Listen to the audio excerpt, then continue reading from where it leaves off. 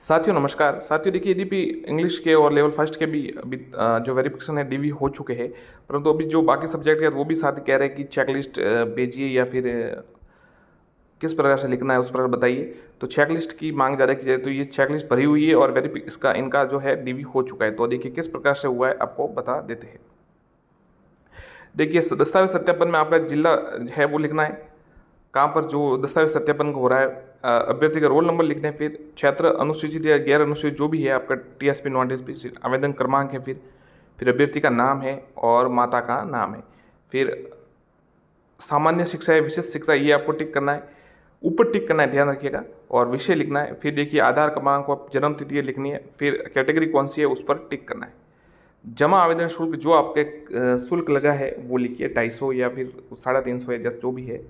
फिर English medium Hindi medium जो है वो लिखिए। फिर देखिए ऑनलाइन आवेदन की प्रति, इसमें क्रमांक संख्या जो संलग्न संख्या 1 2 3 4 इस प्रकार लगाइए आप आराम से, कोई चिंता की बात नहीं है, कोई समस्या नहीं होगी। फिर ऑनलाइन आवेदन की प्रति में हाँ लिखिए बिल्कुल। एक विस्तृत आवेदन की जो है उसमें भी हाँ। माध्यमिक परीक्षा फिर आधार कार्ड की प्रति है उसमें भी 3 करके हाँ लिखिए। फिर माध्यमिक परीक्षा अंक तालिका है चौथा हाँ लिखिए। उच्च माध्यमिक 5 हाँ।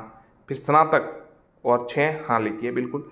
फिर देखिए स्नातक के जो नंबर है उसमें 1800 में से या जितने में से आपकी यूनिवर्सिटी में बनते हैं उस हिसाब से पूर्णांक पे लिखिए कितने नंबर है, फिर प्राप्तांक में जितने नंबर आए फिर उसका प्रतिशत निकाल दीजिए। और इस कॉलम के साथ एक ऑप्शन आपको और अगर जो एडिशनल के स्टूडेंट्स है वो इसमें पास में ये परीक्षा के लिखा है ना, स्नातक समकक्ष परीक्षा के, इसके पास लिखकर यदि भी ज़्यादातर ने कर दिया हो करवा दिया होगा अभी तक डीवी, तो सना एडिशनल लिख के उसके नीचे 600 में से या 600 में से जितने भी प्राप्तांक हैं फिर प्रतिशत लिख दीजिए। ये सब्जेक्ट है तो 3 सब्जेक्ट आपकी जो है जैसे इनकी इंग्लिश लिटरेचर पॉलिटिकल साइंस और हिंदी साहित्य है, और अगर आपके एडिशनल तो इसमें चौथा पॉइंट करके वो सब्जेक्ट का नाम लिख दीजिए। फिर आगे देखते हैं। फिर देखिए 9वां पॉइंट देखिए स्नातकोत्तर एम ए अगर आपके पास है तो हाँ कीजिए और नंबर लगा दीजिए, आगे उससे आगे वाला नंबर और हाँ कीजिए, अगर नहीं है तो लागू नहीं कीजिए। तो अगर एम ए नहीं है तो फिर ये नंबर भी नहीं हो गए तो ये भी जाने दीजिए। फिर 11वां देखिए राजस्थान अध्यापक पात्रता परीक्षा, ये तो हो गई, तो इसमें जो क्रम संख्या के अनुसार नंबर बन रहे हैं वो लिखिए। इसमें 7वां बन रहा है तो हाँ लिखिए। अगर आपके पास एम ए होगी तो 8 9 बन जाएगा, 8 बन जाएगा, ये 9वां बन जाएगा, तो आपके पास एम ए नहीं है तो ये 7वां हाँ लिखिए। राजस्थान अध्यापक पात्रता परीक्षा उत्तीर्ण लेवल प्रथम लेवल द्वितीय दोनों स्तर इन्होंने किया तो दोनों स्तर किए इन्होंने, जबकि अगर आप लेवल 2 है तो लेवल 2 लिखिए। प्रतिशत नंबर कितने बने जो है वो लिखिए और फिर प्रतिशत लिखिए।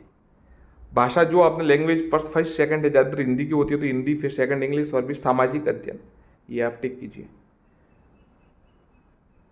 फर्स्ट अगर इंग्लिश है तो इंग्लिश लिखिएगा। विज्ञप्ति के अनुसार प्रशिक्षक बीएड है तो हाँ है, तो बीएड सामान्य शिक्षा में देखिए दो टिक करने हैं, एक तो बीएड पर एक सामान्य शिक्षा में। अगर विशेष शिक्षा में तो विशेष शिक्षा पर। प्रशिक्षक योग्यता प्रवेश तिथि उस टाइम जो बीएड में आपने जो बीएड की उस समय कब की थी वो आपको बद लिखना है। विशेष शिक्षा के पद हेतु भारतीय पुनर्वास परिषद में जारी पंजीकरण प्रमाण लागू नहीं। मूल निवास प्रमाण पत्र हाँ है तो उस नंबर लगाइए हाँ लिखिए। अनुसूचित क्षेत्र में होने पर ये लागू नहीं, इनके लागू नहीं। ईडब्ल्यूएस अगर आपके पास है तो हाँ कीजिए, नहीं तो जाति प्रमाण पत्र पर इनमें से किसी पर हाँ कीजिए।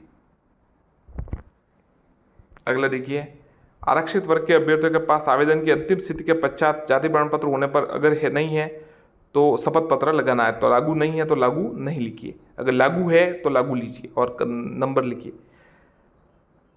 ये देखिए आरक्षित वर्ग के सभी स्व घोषणा की वह पूर्वज राजस्थान के हैं तो ये 12 नंबर या 13 नंबर जो भी आपके आता है वो लिख दीजिए।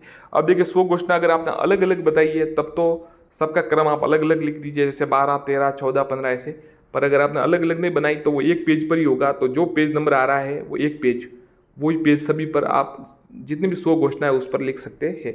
आपको अलग अलग क्रमांक देने की जरूरत नहीं, जैसे 13 नंबर पर आया था तो सभी पर जब जितनी भी स्व घोषणा उन पर 13 नंबर लिख दीजिए।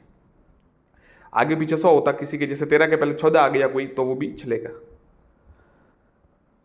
विधवा की स्थिति में स्व घोषणा ये भी लिखना है। विवाह विच्छन ये तो आपको साथियों पता ही होगा, तो आपको ये सब उत्कृष्ट खिलाड़ी अगर है तो लागू है, नहीं तो नहीं, ये तो आपको पढ़ दिया होगा। आगे देखिए आवेदन के 2.5 लाख से कम की अगर आपने सूचना भरी है तो अगर आप आय प्रमाण पत्र है तो लिखिए, नहीं तो लागू नहीं लिखिए। शैक्षिक प्रशिक्षण योग्यता के संबंध में स्व घोषणा ये आपको लिखना ही है।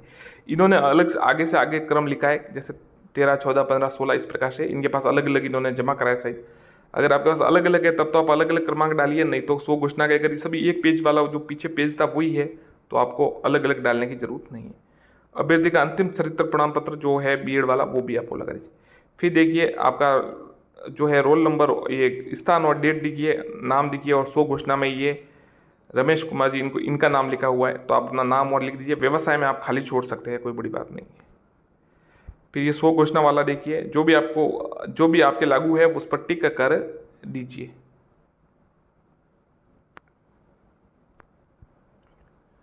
और एकदम सरल है, आप चिंता की बात नहीं है, आराम से आप इसको ओके कीजिएगा।